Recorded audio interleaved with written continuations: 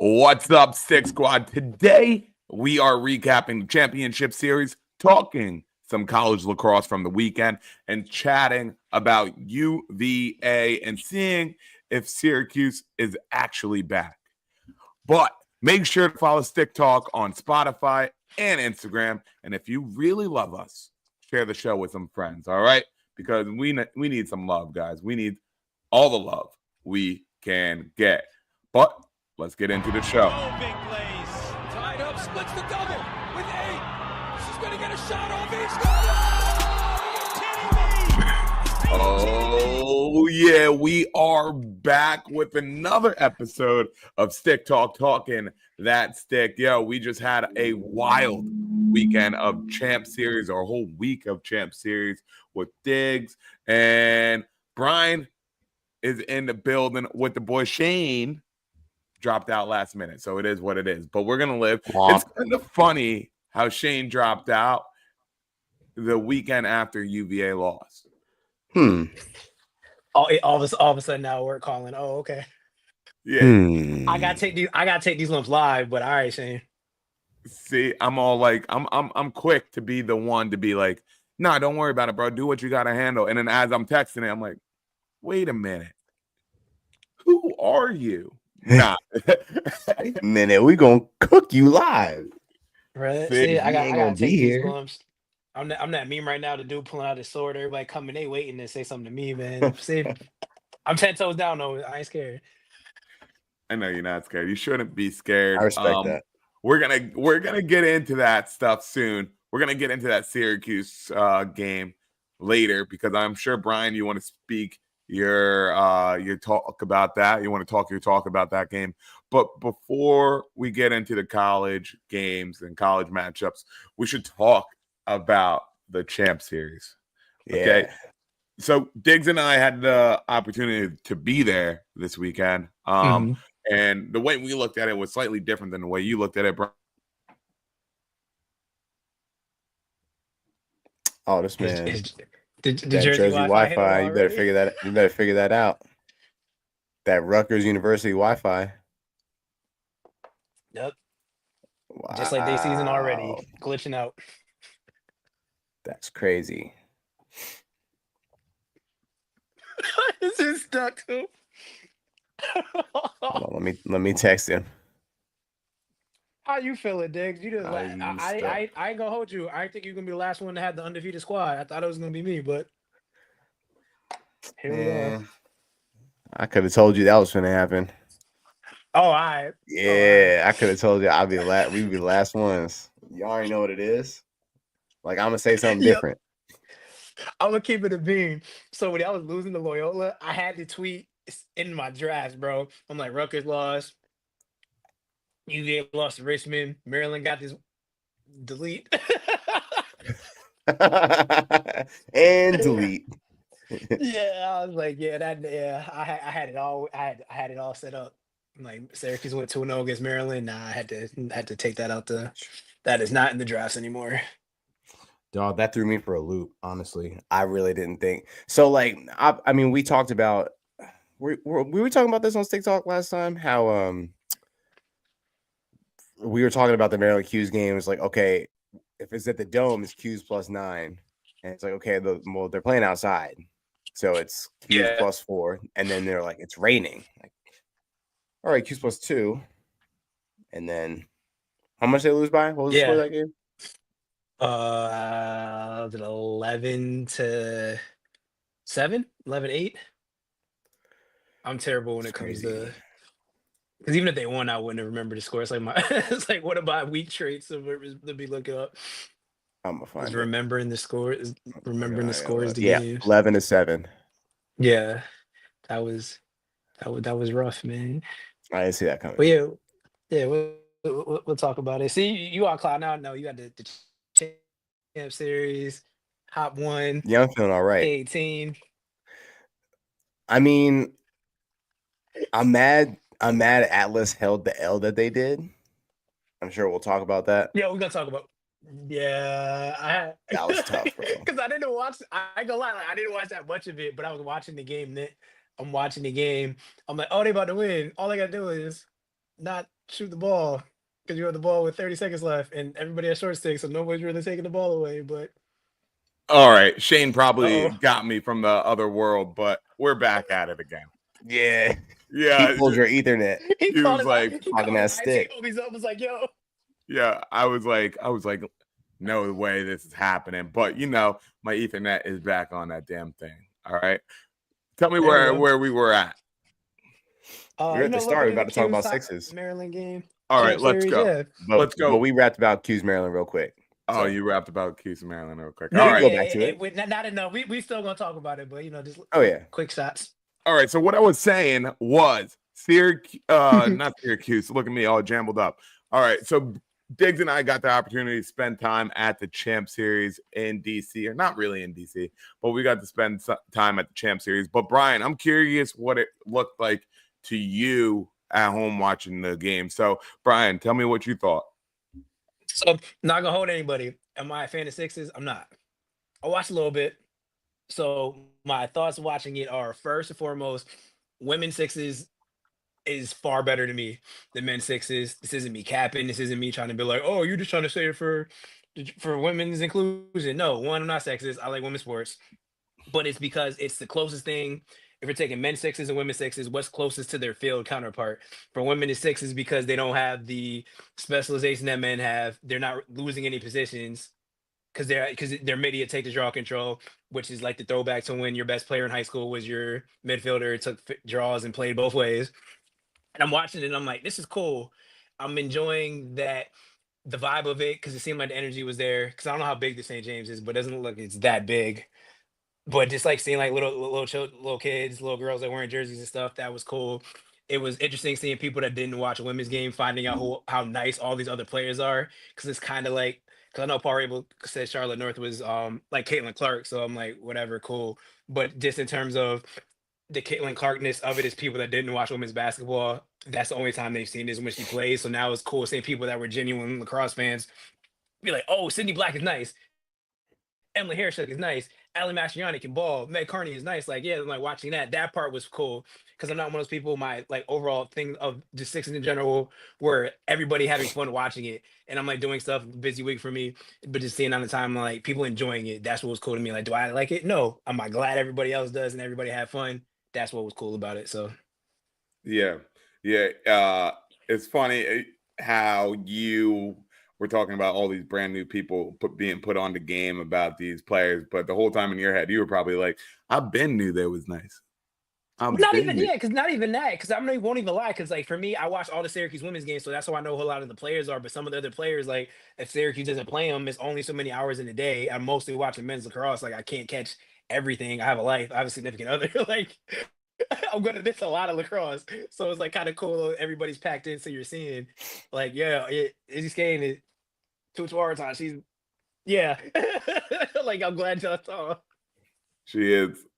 She was ridiculous. The WLL for me made massive strides. I could understand a little bit of the Caitlin Clark comparison, and usually I'm not the biggest fan of when the sport gets compared to other sports, or when we ride the cape of other sports.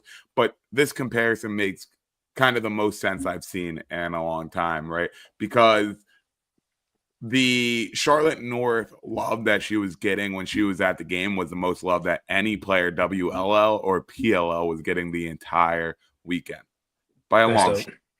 And by it's not even close. Absolutely. 10x. Oh, okay. And 10x.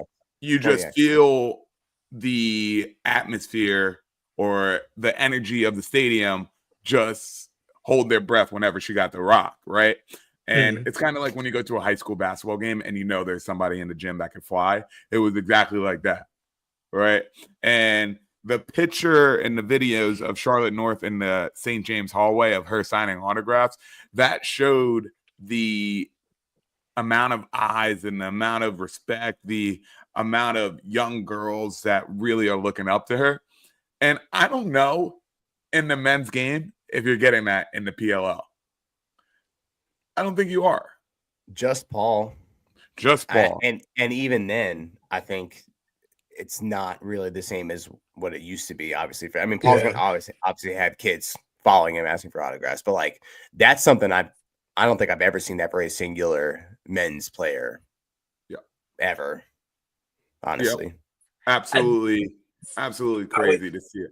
I mean, do you think she's like Mikey Powell status? Because that's the person I thought of, but it's different for me because I was in Syracuse, so different how that vibe was for him. But because you know, like not in terms of like necessarily like playing style and stuff, but just like the aura that they carry. Whereas every time they touch the stick, they got the ball. It's like, and then yeah, after the game, it's Right. something similar to that. Yeah, Okay. it's hard for me to compare because I was still learning about lacrosse when Mikey Powell's story was at its zenith. It Mhm. was like on the downslope, and I started to realize that he was the GOAT. It was just the time that I came into the game. So I never really understood him at the height of his like aura, or like him as a freshman. Like I could imagine that was just different. And I wasn't in Syracuse. I was in Maryland, and I mean he was still a god there too. But Yeah, as far as the women's game, I wouldn't hesitate to say yes. Yeah. man, So that's awesome.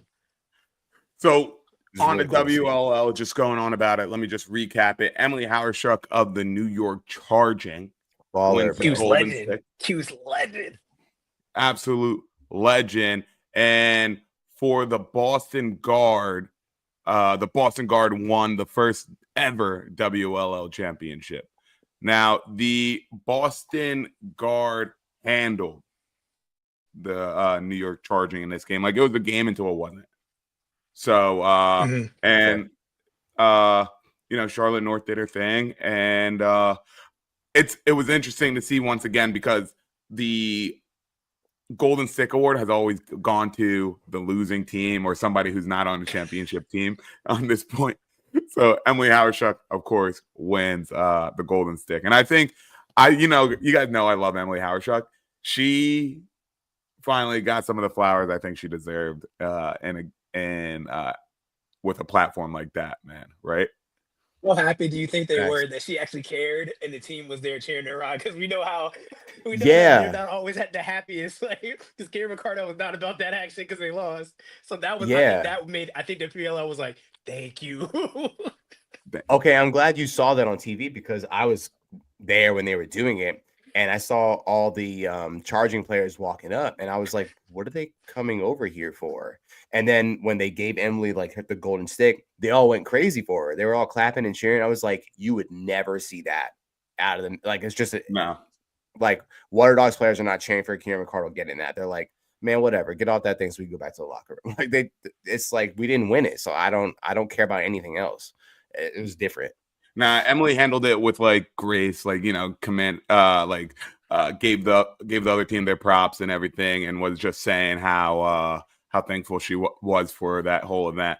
And that's what I loved about these women, man. They're at an interesting spot in their professional careers where they don't know what's coming up next, and they've never had a platform like that before. So just seeing them do everything this week or throughout the week, and seeing them do everything with a smile was something that was phenomenal for me to see.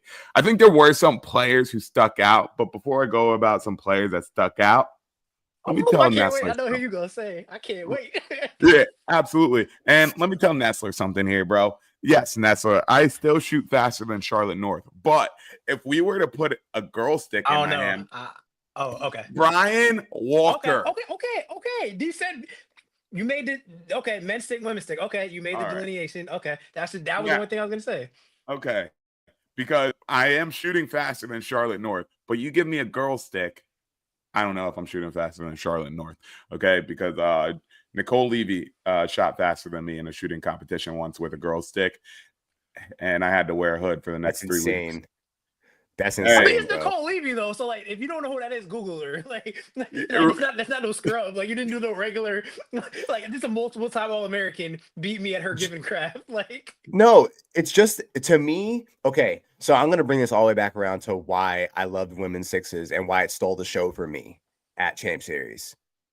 What they're able to do with those sticks boggles my mind. It makes no sense to me what they're able to do with those sticks. I don't get it. Like defies physics to me. I would it would be like relearning the sport entirely for me to pick up one of those sticks. I feel like. Yeah. Just Yeah. what they're able to do, like just pinging shots foot on the line, just bar diesel from out there with a dinner plate attached to the end of a stick. Like, how did you do that, bro? Absolutely doesn't make sense, but it just shows you how Makes the no stick sense. technology has changed. Stick technology is so different now.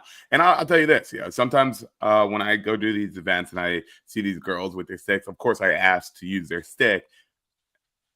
It's more hold than you think that's in it. And you see the way Charlotte cradles or Emily cradles, you're like, yo, this is not the girls lacrosse I'm used to, but I'm not going to make any excuses, man. It's just hard as hell to shoot with a girl. Still no pocket, dog. It's still no pocket. How was the energy? You still taking the 3 inches, women's 2 and the inches of men's? pocket away from me. True. What did he say, Brian? Because I wanted before we switch over, I would just how was it just different? Was the environment different for the WLL versus the PLL sixes?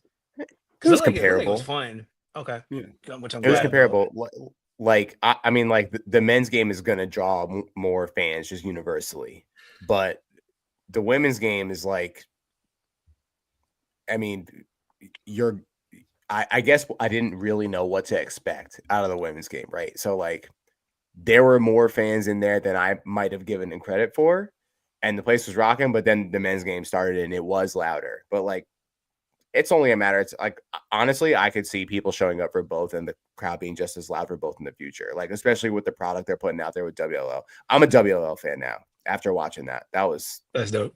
That was so much fun to watch live. Absolutely. I just wanted to shout out some players who stuck out to me. Like I was about to say earlier, Sydney Black, absolute baller. Something about her that stuck out to me is her athleticism, man. It's like seeing That like split poisonous, bro. that split is deadly, man, because nobody's matching feet with her in the women's game right now. She was like, where you going? Nothing's over there, bro. Just jab, and she's gone. Stupid. I loved it. Yeah, right. Backhand Goofy, goals. who you guarding? Goofy. Backhand goals, making it look easy. Like that, bro. And she did Allie- that on Kayla Wood. So now act like she didn't do that on the scrub. She did that on arguably the right. best defender in the world. Also, have to shout out Ali Mastriani, Baller. absolute baller. Who you're not supposed to stay on the field for the whole damn time during sixes, but for some reason, Ali Mastriani has the stamina to be able to stay on that damn field the whole damn time. I don't know; it doesn't make sense to me, but she's an athlete. She hitting that Peloton, bro. Absolutely.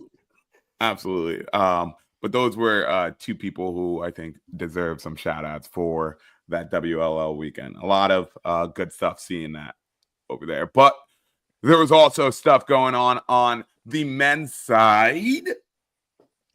Let's get over to the men's side here. So Matt Campbell wins the Golden Stick Award and doubles it. The Boston Cannons double it and win the championship back to back. It's the first time the Golden Stick Warner has actually been on a team that won.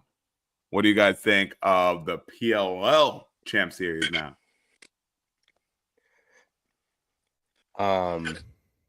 Great. Great. Wait, what are we laughing at? I'm confused. I'm just trying to keep up. I don't know. Oh, I'll let you guys go, then I'll tell you what I was laughing All at. right. I will say,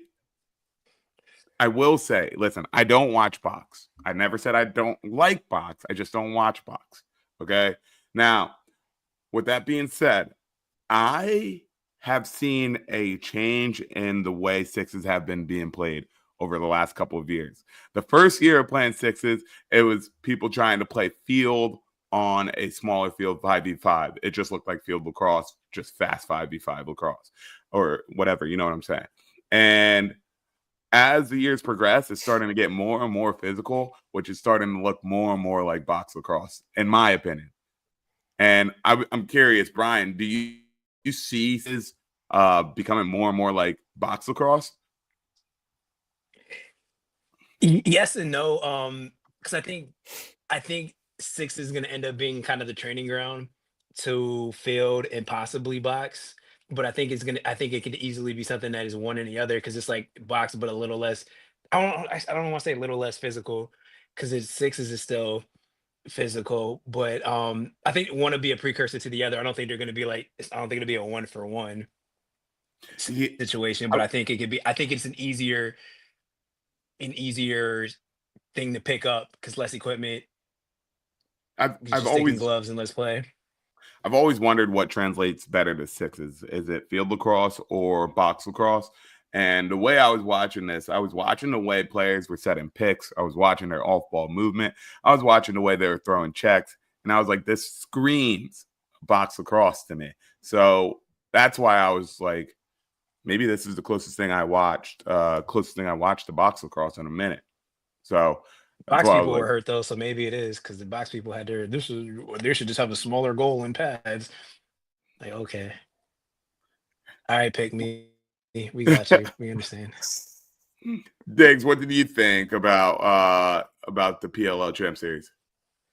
Well, I'm just gonna piggyback on what you said. Like, is it more like does it more lend itself to box or field? I think it's hard to say because obviously the short shot clock and the tight area is more like box. But the field is bigger than box. The size of the goal allows for different attacking methods. Step downs actually go more often. That is, it opens up field concepts inside of a box space. But I know there's been a lot of conversation around we're finding out that sixes is less of a finesse game, more of a bully ball game, and I don't mind that at all. I've always loved the physicality of lacrosse as part of what drew me to the sport from football. I like getting hit. I like hitting people. I like leading the game with bruises, and I like watching stuff like that. So I love where it is now, and I'm excited to see what it becomes at Champ Series for the next 2 years before like 2028 team selections start coming up. Like, what are we going to see in the Americans game evolution in the next 2 years? Yeah. There's always with sixes some controversy about if people like sixes or don't like sixes, and I feel like the minority is always in the middle, but the majority is either all for sixes and all not for sixes. Absolutely hate it. So it's always interesting to see the discourse on Twitter about what people are thinking about sixes.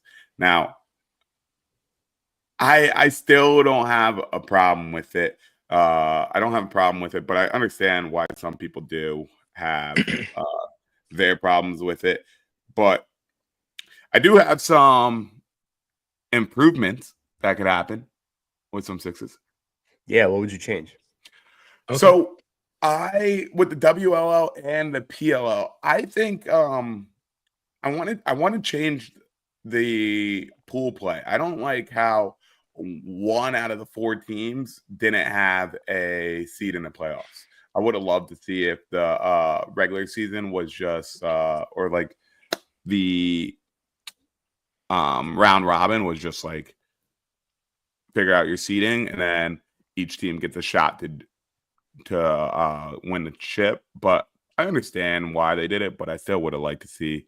I hated that the charm couldn't get another game, and you know what I'm saying. So like, it's already a short season. Let's try to get the most we can out of it. There was also sometimes when the ref would throw the flag and the team would score, and then he'd stop the play and say, "This flag is getting waved off." Like stop the whole flow of the game.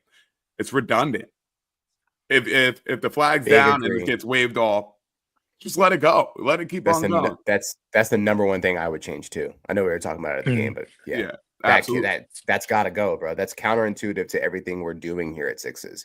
Like everyone, well, I mean, I get it. Like if you're trying to cater to fans who like don't know lacrosse calls, but like let's be real, most people watching Sixes understand lacrosse enough to know that like that flag's getting picked up. They scored, okay? The flag's getting picked up, or like, oh, that's the foul. Like that should probably be N1. Like, yep. All right, well, let's stop the game. Whatever. It's just if we all know it's gonna get waved, just literally just pick it up and wave it, and then run the clock.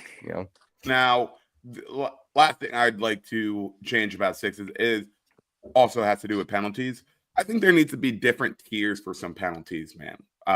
Like some of the tackles that I saw that was being done this weekend, I was like, that was crazy.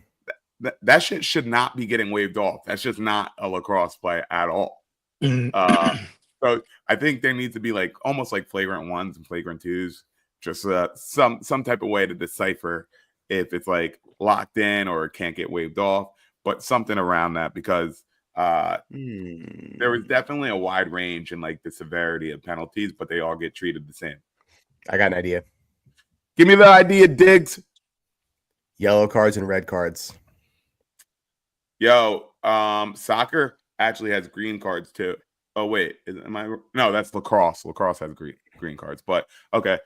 Red. Talking about Uno. Brian, aren't they don't women's lacrosse have yellow and red cards? Yep. That's what I just said. What? Didn't I just say women's lacrosse has? I said soccer first, but then I corrected. You just said lacrosse in general. Oh, okay. All right. Whatever. I was confused. Whatever. Yeah. If they have it in women's lacrosse, I'm like, well, we're taking enough from the men's game. Let's take something that works from the women's game. I think that actually makes a lot of sense, Scotty. Like flagrant ones and twos, like a tackle, just tackling my man Payton. By the way, shout out SDLC. Yellow card, bro. Do that shit again, you're out. Like I think that makes a lot of sense. It does. I got one more thing I would change. Go ahead. About sixes. I would increase the roster sizes. Players getting hurt, and then we got to run out there with dudes go down, and then you got to run with 9 players for the rest of the tournament. That don't jive with me. And Christian Moulet got hurt like in the first day of practice, and he was a late add to the Atlas roster. He goes down, and Payton was saying for some reason they like didn't let like the relief player come in after a little while. Like they had to play like a game or two without a relief player. It just doesn't make sense to me. Like, dude, you guys know, like the whole time the whole reason you're doing the improved seeding is to make the 1 seed earn a day of rest. Like, this is a war of attrition. Yeah. What are we doing here? Let's add some more players and keep it going faster for longer. Yep. I'm gonna just go at somebody for a second. Nestler's been getting at me the whole show, so I'm gonna get at him for a second. He said I would have a collection of yellow cards, and in my opinion, he would have a collection of gift cards to the Cheesecake Factory, bro. Ain't nobody trying to give you a card. Hey man, sit your ass down, dog. Hey, I'm talking. Damn. All right, Brian. If you had to change one thing about sixes, what would it be? You already know what I'm gonna say. Oh, one defender stays back and they have a long pole. Then I will be interested in sixes. Oh man. Why do you want a defender to stay back? No, I like defense, Scotty. Like, no, I don't think that's it for sixes. I don't care. I'm just saying for me, I like long poles. Like that's the position I play. I want to see it. And this versus the sixes, like if you give like in this hypothetical, in the sixes format, you don't want Kobe Smith with time in the room, pulling up from 13 yards, like with a pole. That's just my brain, but yeah, like trailer. Just pulling up from 2? Yeah. No. I was thinking about this today. Yo, Goose is fries so you. Stupid, Goose fries you, dog. Yeah, I just died looking at that. Chat. I usually have no reactions, but when Goose just said that, like, yo, the chat is cooking today. Let's just give some props to the chat. The chat is cooking today. Yeah, that is gold right there, bro. They say don't throw you off your game. That did. that made me laugh. That's a legit LOL. Yeah. So the thing about having the defender stand back is like I don't think that's for the game for sixes. I think of sixes. I get it. I know it's for me because I like polls. No worries. You like polls, yeah. And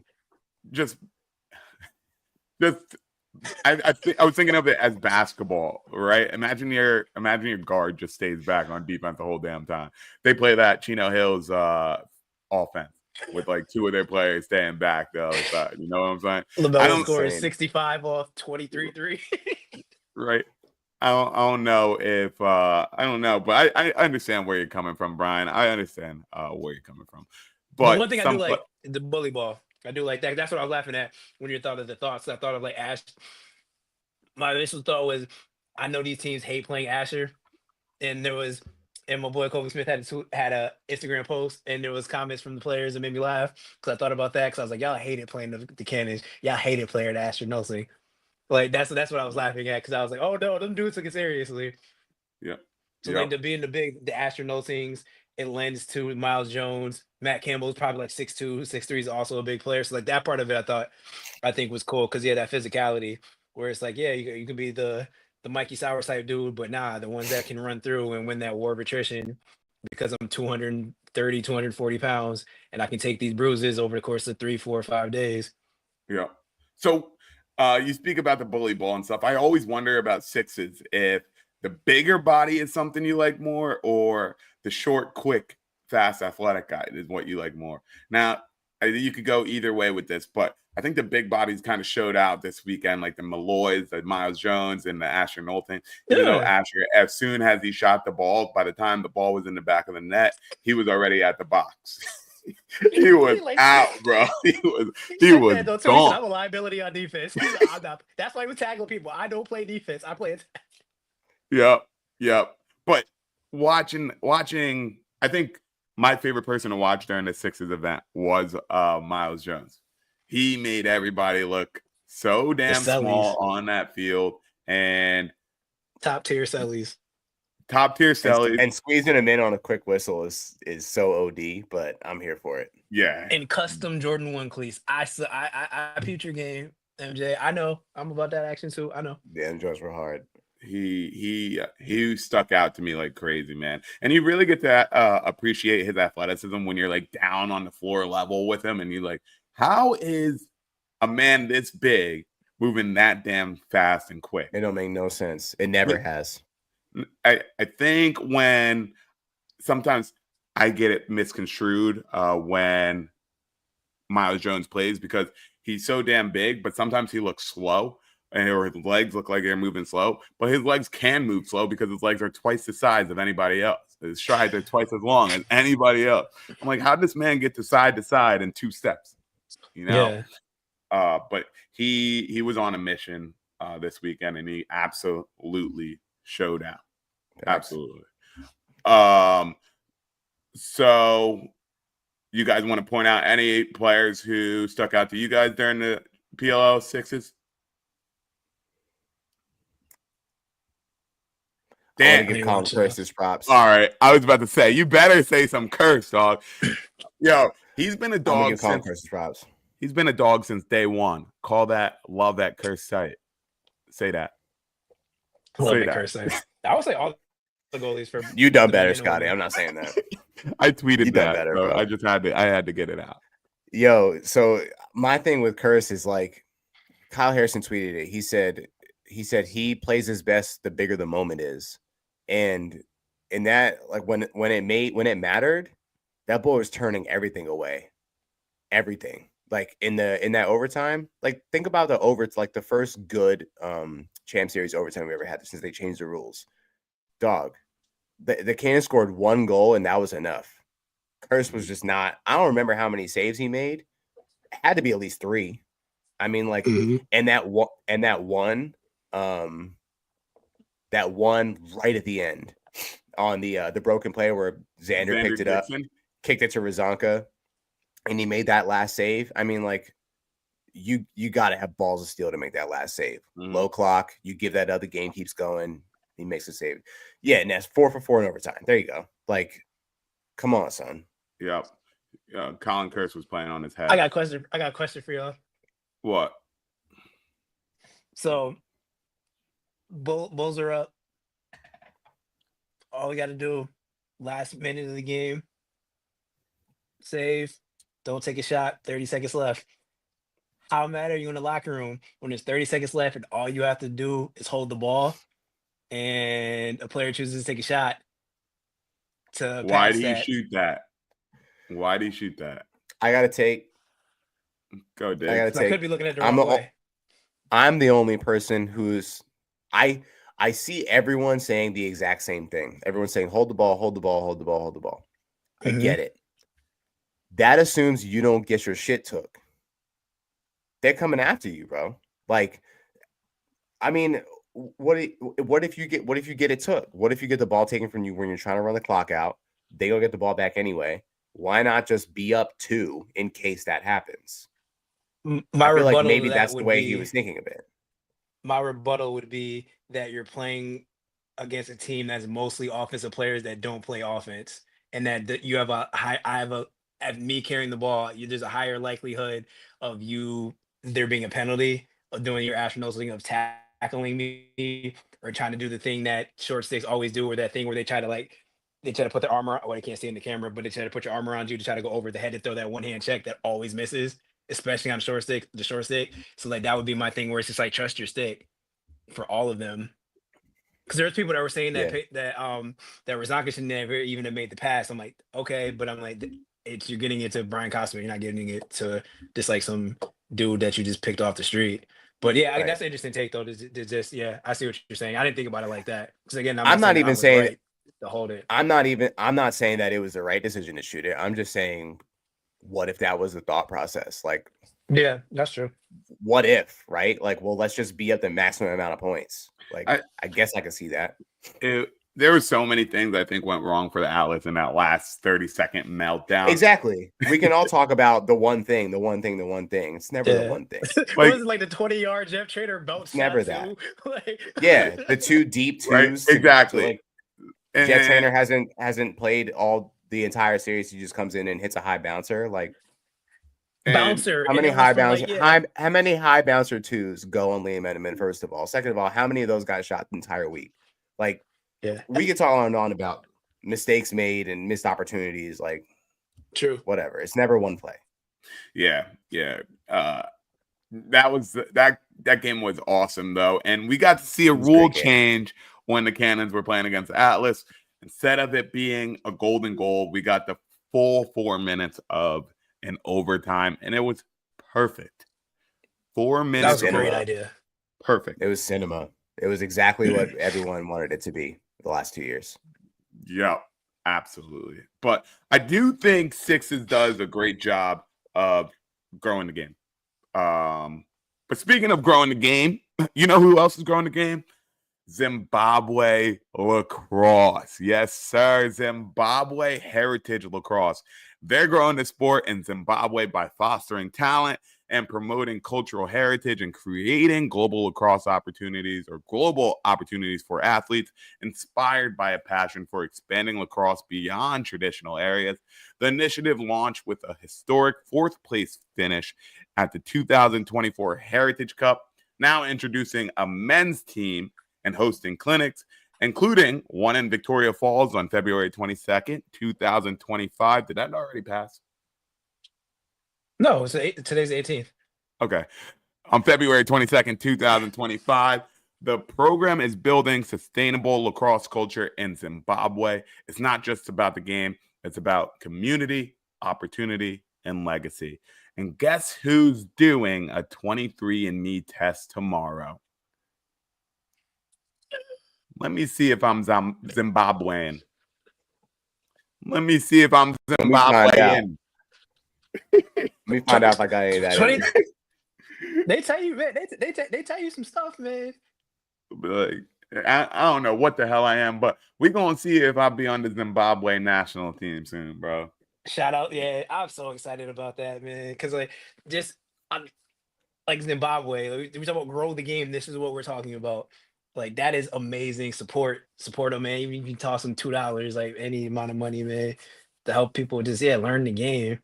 Absolutely, man. So the donation link will be in our bio, and it will also be linked under the description of this podcast.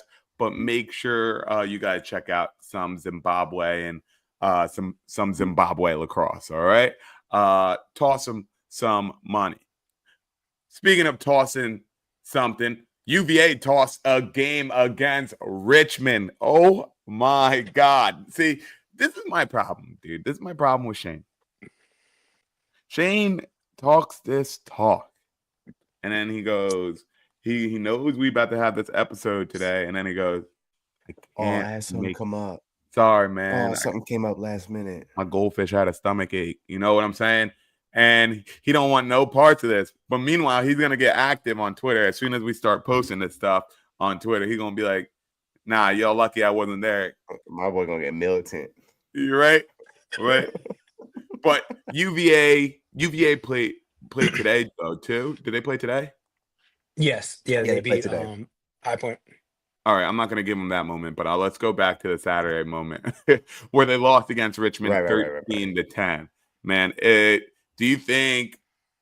Well, after they played today, but do you think they're still panicking? This is hard because I think it's a little bit of both, right? I think Lars Tiffany knows the kind of team he has, so maybe he expected something like this to happen deep down, even though he wants the best for his guys and he's never going to say that. Richmond is not bad. Like, it's not like they lost to a team that's bad. Just because Richmond's unranked, we've seen what they're capable of already this early in the season. I think it makes sense. But, I mean, at the same time, if you want to compete in the ACC, you can't be losing to Richmond, dog. Yup, this is what Goose just says. Yeah. Y'all gonna mess around and be last. They're my vote right now to be last in the ACC. God damn. But I get it. I get it, man. But it's just tough when 2019. When you got all those weapons or all those 5-star recruits out, you're looking at it like, yeah, we could be using them. You know what you guys could also use? A defense, man. You guys have one. They have one defensive weapon and ways, and then they're like, "Oh my god, yeah, yo, that's so hilarious. Crazy." Hey, right man. On your head top. You know what you could use? A defense. Boom. Damn. Yeah, it's true. So I'm gonna read y'all something. So I tweeted this on January 31st. I said, I don't think people understand the gravity of trying to replace a 4-time All-American at 2 positions, Connor Schellenberger, aka the greatest player to ever put on a UVA jersey. Social media has desensitized greatness. Yep. Again, I said that on January 31st. So when people were like, "Oh, Brian be hating," nah. When I was talking about, we'll see what Chris Kavanaugh does this year. Yeah, we'll see what Chris Kavanaugh does. Shelley was so good for so long. Payne Cormier, it's UVA's got that F around to find out thing where it's having great players and then just assuming that there's just a shuffle where it's just like, okay, Connor Schellenberger, McKay Mellon, Payne Cormier, Colsey, like Truitt, Sutherland, like they're seeing that it's like, yeah, it takes time. And they're gonna struggle because when players are in new positions and they're young and they're learning things where it's like they had the ability to do it for a year. Because I always bring up Joey Spallina, but it was like freshman year, you're the guy. You got to learn from here. And for them now, they're gonna, I think like McCabe and them are gonna learn like, oh, it's a little bit different when the entire defense is looking at me now, and number 9 is on the court board for the defense, and they're gonna have struggles. And because Mikey said to tweet it out, but which I forgot to today.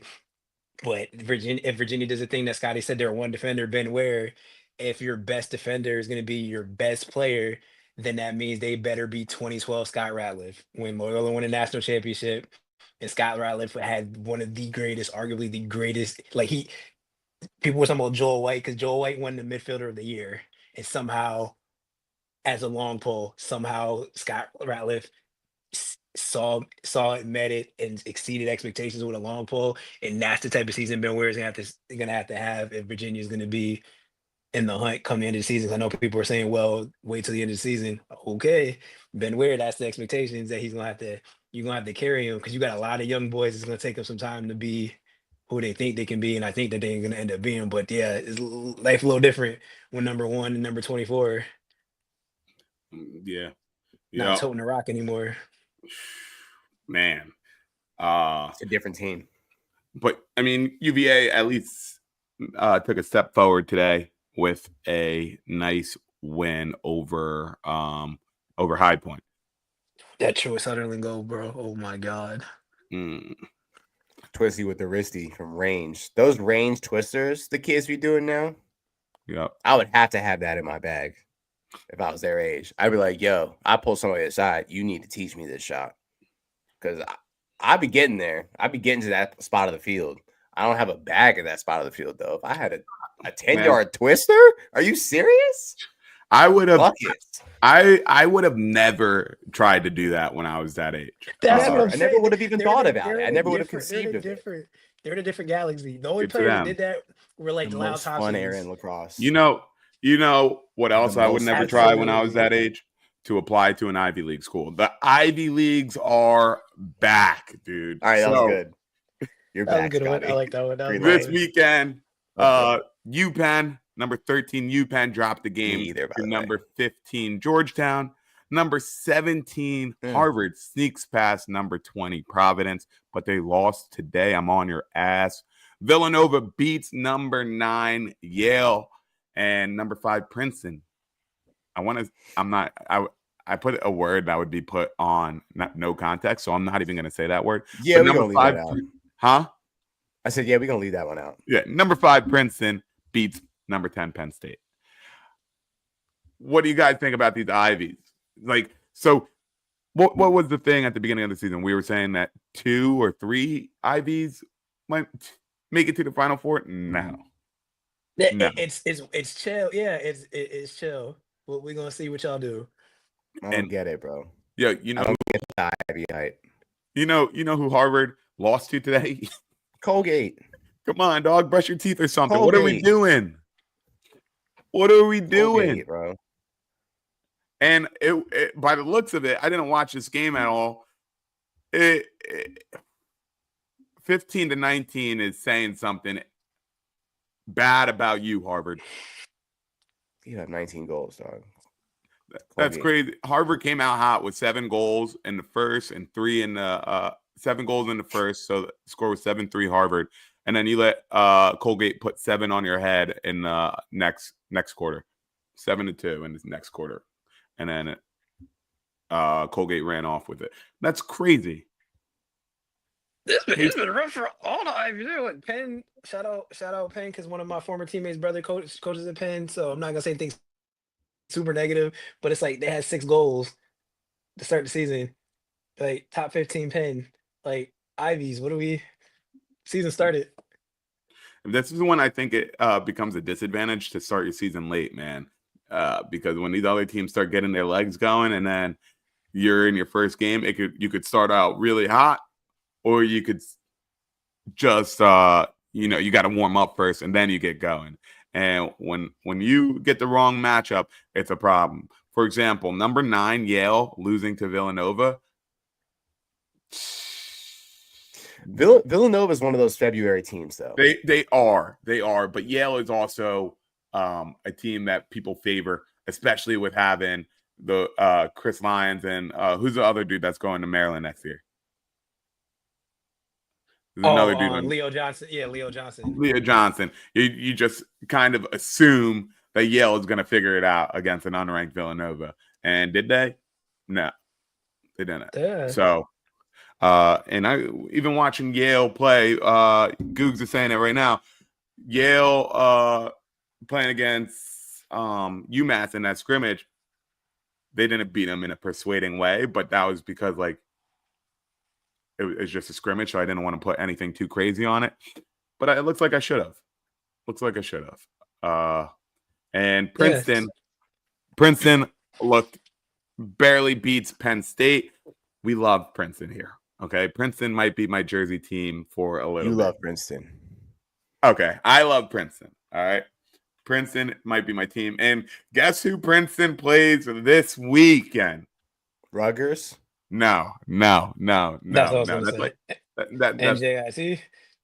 no. Nerd What the Bowl. hell? No, they play Maryland. They play Maryland this weekend, Oh, that'll be fun.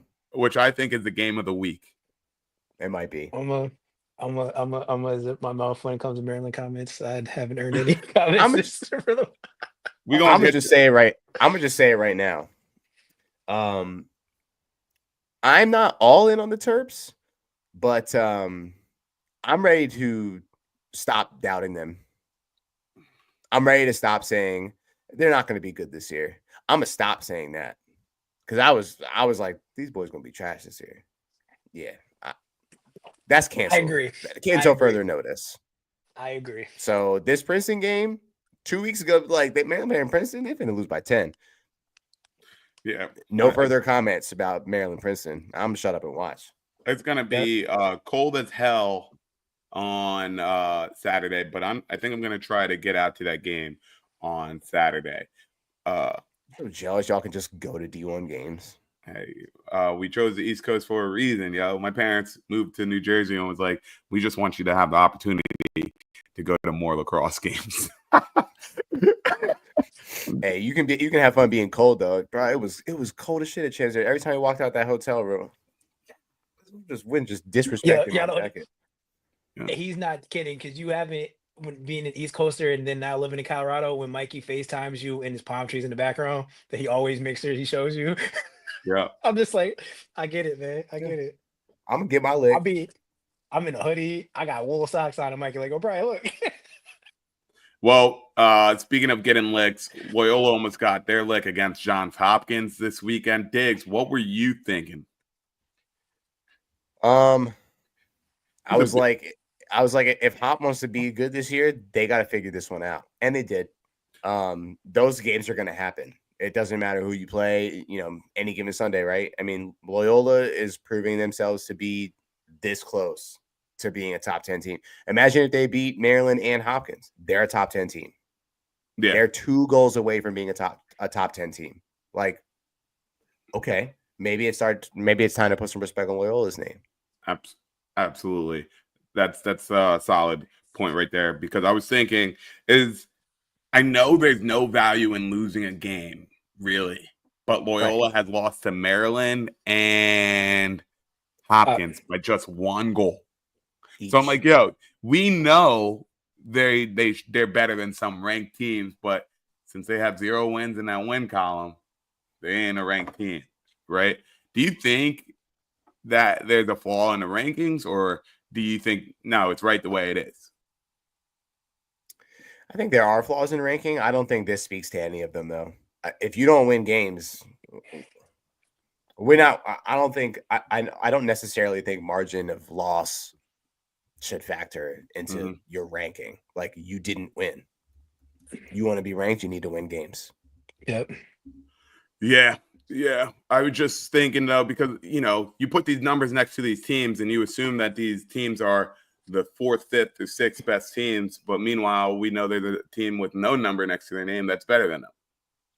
So yeah, sure. Look at Harvard. Look at Towson now. Towson 2 weeks ago. What you know what they were ranked, Mikey, when they played? When Hop played them, they were top 20. I think they were like 17 or 18, something like that. Yeah, and then they were same thing when they played Syracuse and lost again. Then I think they lost again last week. So it's like then they just fell out the top 20. So yeah, that at this, especially in February, that don't get too used to that number next to your name because things change quickly. Yep. And shout out my man Melendez. When we talk about top auras in the game, that's Ellie. That game when it's dog. Yes, sir. He wanted to do where if I'm his teammate, man, you just be hyped, bro, because like the aura is top tier, man. Yeah. Melendez has it like that, yo. Melendez does have it like that. And I love it, man. Like, yeah, because if some people are gonna hate and say think he too, nah, bro. I'm from that. Come from that cloth, dog. Yeah. He put a team on his back. Talk, bro. When what pissed me off, man? These damn Flow Sports, bro. Because how is the number 1 team in the country next weekend playing against Georgetown on Flow Sports? All my homies hate Flow Sports. Bro, I tweeted out for whatever, and I know it because I know that tweet does numbers every time I tweet that out from Flow Sports is like money laundering at this point, bro. Like, because your entire existence is the price gouge parents for non revenue sports. That's the only reason why full sports is a thing to me. Crazy. Because It's my real. daughter plays basketball at Villanova and is not on one of the television stations, so I'm gonna pay because I want to see my child play. Or Yeah. my son that plays tennis. Like, nah, this is I know. I'm gonna just I'm a watch. I'm gonna wait for the highlights to come out. It's cool. It's cool. exactly. Yeah, right. But speaking of Notre Dame, they smoked Marquette this weekend or last weekend, 22-9. Yo, Chris I'm Cav, right? He might have heard some noise and did the damn thing because how many points did Chris Cav have in this one? He had 2 goals, 2 assists. Okay, 4 points, good, but he doesn't need to be doing anything too crazy in that. And then in his first game of the year too, he also went off with like, what did he have, 9? Yeah, against Cleveland State. On Cleveland State. I mean, of course, it is what they should be doing to these teams, but I'm not mad at Chris Cav for doing his damn thing for the last couple of games, man. He's playing the exact way he should be. It's only one player in the country that gets hate when he scores a lot of points against a bad team like they're supposed to. But I'm gonna chill. But I'm a chill. You know I'm what, a chill. Brian? Does he wear 22 at Syracuse? Yeah, only player in the country that gets. I think I know for what that scoring is. a lot of points against teams he's supposed to score a lot of points against. But Brian's taking it light what do here. I know? Brian's taking it light. He said he's going to chill. But, Brian, I'm not going to allow you to chill about the number 6 Maryland handling number 2 Syracuse. Talk about it. Talk about the experience about essentially being a loser for a weekend when you have Googs coming up to you, yelling at you, and you have all these Twitter accounts just attacking you, verbally attacking you. I want to know what it's like. Go ahead. So, first, we going to say shout out to Syracuse women's lacrosse because both Syracuse teams played in Maryland, and the Syracuse women won 15-9. Emma Ward had Toraton performance, 7 points. That I'm her performance. Emma Mushnick, former Terp, crushing it. Olivia Adamson had, I think, 5 points. The Syracuse women did they thing. So we're not going to act like that didn't happen because it's hilarious to me that accounts that I've never interacted with in my life, that their entire account is based on another human being. Couldn't be me. I love myself, but you don't love yourself enough that you hide behind the face of another. What do I look like having your entire account is another human being that plays a sport? Yeah, okay. Muted instantly. Opinion discarded. Like crazy, right? You're not gonna stand behind your opinion. You want me to care about what you just said? I don't give a damn. You don't love yourself enough to put your face on your account. Exactly. So, ugly ass. Just completely ignoring the Syracuse women getting the W. Shout out to the Q's women. But yeah, in terms of the men, I rock with Googs. We conversed in the DMs. He had his jokes. I respect it. Did Maryland come in and punch Syracuse in the mouth? Yes. Did Syracuse also shoot themselves in the foot by shooting 7 for 39?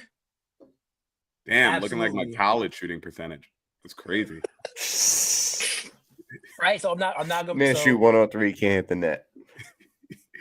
See, this is where Shane would be like, I shoot 110 offhand. Shut up, Shane. All right, dude. All right. Anyway. Shane. So yeah, the Maryland defense played really well. Syracuse defense played really well.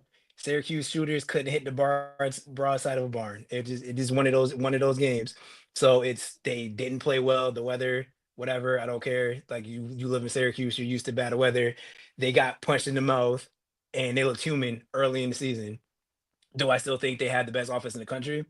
Yes. Did Joyce Molina play well? Yes. Did the rest of the team play well? No. So we gonna fall back and be sad, or you can be like, okay, because I know Notre Dame lost last year, and people gonna have to look up who's the team that they even lost to. They lost in February. It's February. Y'all got hurt. Yeah, you're human. You bleed. Teams aren't gonna see the Syracuse on your chest and be like, nah.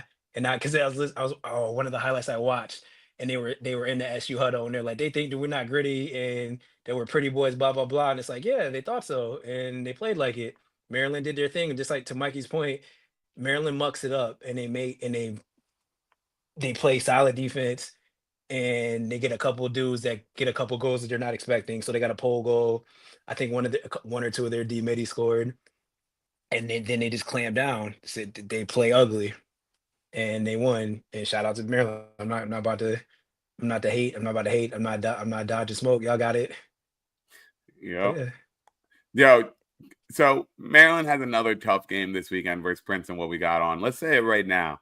Who do you guys have, Maryland versus Princeton? I'm gonna take it. I'm not even gonna. It is Maryland. I'm not. Maryland. Somebody got I'll take Maryland.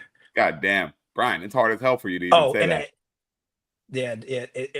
And I saw one of the Maryland players say, "What? It's not 70 degrees in Maryland. You live in the state of Maryland." That was the first time in my life somebody from Maryland was talking about the weather, Maryland weather compared to Syracuse, New York. Like this is What that were was they one of saying? those. What? Oh, because one of the Maryland players said this ain't the dome. It ain't 70 and sunny in Maryland or College Park. It is. It's like, wait, hold on. Let me check right now because I want to get this. I'm I want going. to get this right. I didn't get to answer my own question, but I'm gonna go with Princeton, in my non-biased opinion. I hope Princeton wins. I hope they do. Yeah, but it's like I said, I can't. I'm not gonna go against Maryland. We'll see until somebody beats them. I think Hop's gonna beat them, but we'll see. Oh wow. I need to figure out their offensive efficiency, man. They're a second half team at this point. They come out real slow. They'll score 4 goals in the first half and then be like, oh shit, we need to win. And then they'll score like 9 goals in the second half and actually start playing defense. Mm-hmm. Like Then that's how you have to beat Maryland. That's gotta stop. You got to beat them in a rock fight. That's what they do very well. I don't know if Princeton is built to beat Maryland in a rock fight. Yeah. Yep. But so that's all I've got for the college lacrosse games. Do you guys want to say anything else about your the college games from the weekend? I know Diggs, you had a crazy busy weekend, so I know we didn't have a lot of time. Yeah, I didn't get to watch a lot of lacrosse. Well, college lacrosse. Right. I didn't get to watch a lot of college lacrosse. But Brian, you got anything else you want to hit on college lacrosse? Just like we said earlier, chill on the Ivies right now, just to wait and see, because people preseason were counting the Ivy League as D League, and they're gonna put 2-3 teams in the Final Four. We'll see. We'll see. But now it's time for Brian to do his damn thing. Brian, Mr. Defense himself, I'm not looking at defense. Brian, Diggs not looking at defense, but Brian is thinking about defense here. So Brian, who walked that dog this weekend? So it's funny, right? Because I've been doing teams, and I was like, you know what? I'm not gonna do a team because at this point in the season, I feel like it's a cop out. So I'm gonna do a player, and I do my poll goal of the week. So poll goal of the week was a goalie. Who did this goalie play for? His goalie played for Army. Scotty, who did Army play this week? Listen, dog, I can't believe I put you in this position and this is how you treat me. Answer the question. So we talk about what? Yo. You're all doing right, on dance right now. The Scarlet Knights. All right, go. Yeah, they played against the Charlotte Knights. Sean Byrne, my man, had a goalie assist. He had a goalie goal. Had like a 77% save percentage. Absolutely stonewalled the Rutgers offense. Like when you walk the dog and you're telling the dog sit down. Damn. Roll over. Like he hit you with the stand at the visual, light, Scotty. And the dog is like hyper because it wants to go somewhere. And then the goalie, aka Sean Byrne's like, nah, give me that barbecue chicken. Sean Byrne, Army. Special shout out AJ Pilot, one of the best defensemen in the world in college lacrosse. Sean Byrne, walk that dog, absolutely stonewalled the Rutgers offense and had a goal while doing it. Walk that dog, Sean Byrne, Army lacrosse. We see you. All right, you done or you finished? I'm done. Damn. I'm done. It's crazy. Y'all finish or y'all done? I need to finish. Y'all done. 10 saves, 77% save percentage, and a goal. All right. And a Steezy goalie number because he wears number 1. That's the one. Yeah. Well, that's the best. That's how you know him. That's how you know you him. Damn. Well, after getting shit on like that, I feel like I got to take this hat off and refresh and put this hat on. You know what I'm saying? Okay. Shout out to my boy Matt Shaler for hooking my boys me up for hooking me up. He hooked me up, bro. He hooked me up with some cards, mostly Rutgers guys and a Kyle Harrison card, and he hooked me up with a Redwoods hat. You see how quick And he switched sides now? yeah, and I just needed to find a way out of that conversation because Yeah. that ain't for me, and I try to ignore ignorance. Okay.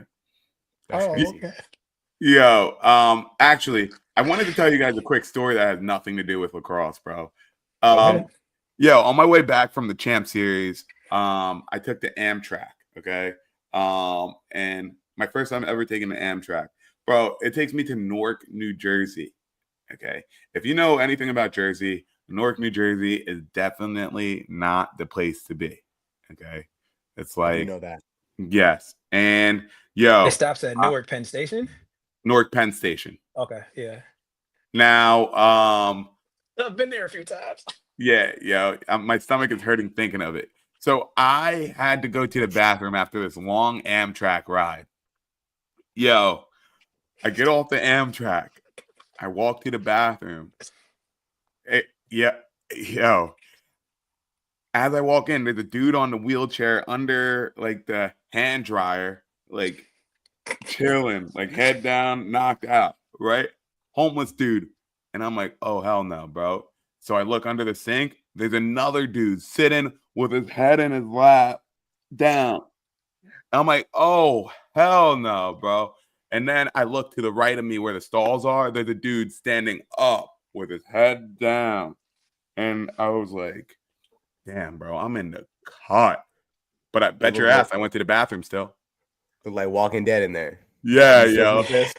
Yup. It was disgusting. It was disgusting. So I had to bathe in hand sanitizer when I got home. But that was one of the craziest experiences I've had. Yeah, I ain't never going to that train station.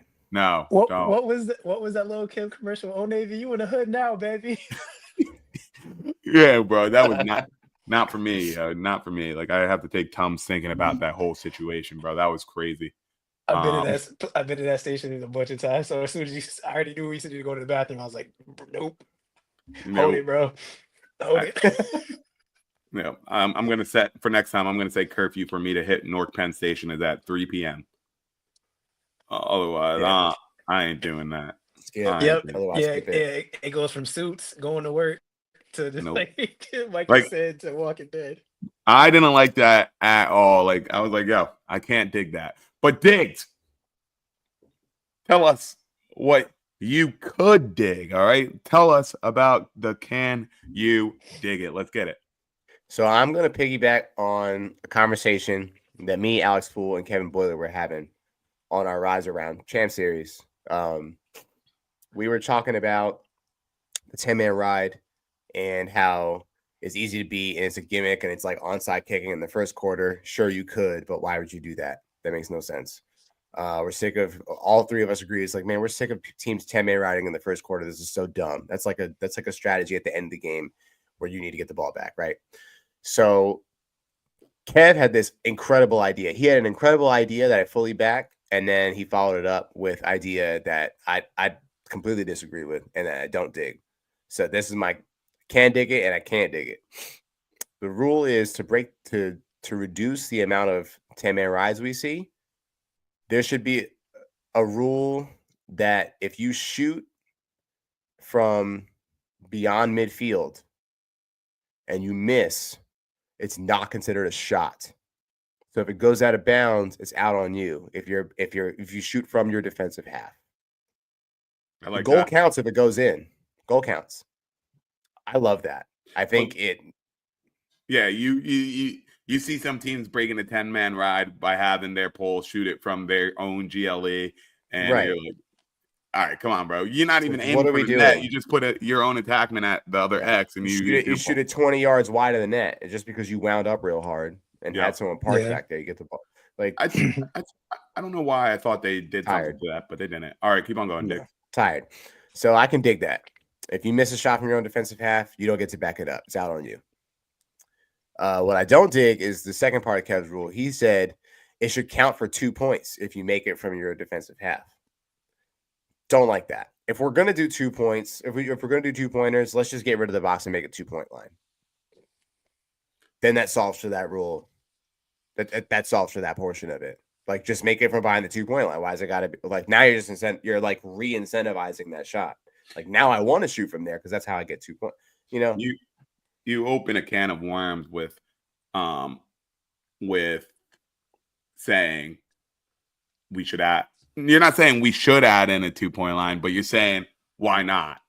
I think that's at that point. Why wouldn't we just add a 2-point line? Because then it would count for 2 points. I don't know if I like anything being 2 points in college lacrosse yet. I do, and I think it's coming. You think it's coming? I talked previously about it. It was like how the NBA was the first organization to implement the 3-point line, and then college followed, and then youth followed, and it's like trickle from the top down. And I could see lacrosse doing the same thing. I wonder how far that 3-point line or that 2-point line would be from, too. 14. I move it in 1 yard. Okay. In the PLO, it's 15? 15. God damn. It was 16 in the MLO. That's deep. That's 16 deep. is crazy. Yo, standing at the 15-yard arc and seeing the goal is like, the goal looks tiny at 15 yards. Yeah. Imagine a world-class goalie stopping your shot from there. That's crazy. That should be worth 2. 16 ML Google Kyle Dixon. That's all I'm gonna say. So Thanks. you guys, all right. So you guys are all in favor of a 2-point line in college lacrosse. Yeah, I don't think I think there's too many old heads that still coach that will fight that to the death. So I think it's still a number of years away. They gonna die someday. It's coming. Yeah, I mean, you're not wrong. I'm gonna die someday too. You're not wrong. You're not wrong. It's You're not coming. wrong. You're not wrong. You're not wrong. But yeah, I mean, I'd be curious to see what a 2-point line looks in. I think in college lacrosse, it could look good. You know, I hate when games get out of hand so damn fast, right? But as we see in the PLL, 2-point lines make it clear that it's not over until the fat lady sings. I like it. So, for our pick'ems, your boy Scotty went 3-2 this week. Now I have a record of 10-5. Shane went 2-3 this week. He has a record of 9-6. Brian went 3-2 this week. Now he has a record of 10-5. And Diggs went 2-3, and he has a record of 8-7. Now, we should make this interesting. Okay, we got to put a bet or something on this. I don't know what we got to do. I don't know how we're going to do it. But I'm going to give us some time to cook. Now, I know you guys have, I know there's some people in here listening. So DM us or DM Stick Talk, and let us know what we should do for the person who comes in last place for the pick'ems. Or add us on Twitter. Or add us on Twitter. Okay? Because I want to do something. I want to make it fun, all right? But also, guys, I think you guys are good for the rest of the night. Me? Yeah. I mean, it is my bedtime. It's 11:17 down here. I'm finna go eat. I'm finna it's go. 8:30. I ain't seen my wife yet today. I'm trying to go see my woman. Yeah. All right, guys. But once again, thanks for joining us on Stick Talk. Make sure you guys like, comment, and subscribe to us on YouTube, Spotify. Hey, the more you interact with us, the better it is, yo. I am making again, so make sure you guys make those Stick Talk teams. It's your boy, Scotty, Diggs, and Brian signing off. Nice job.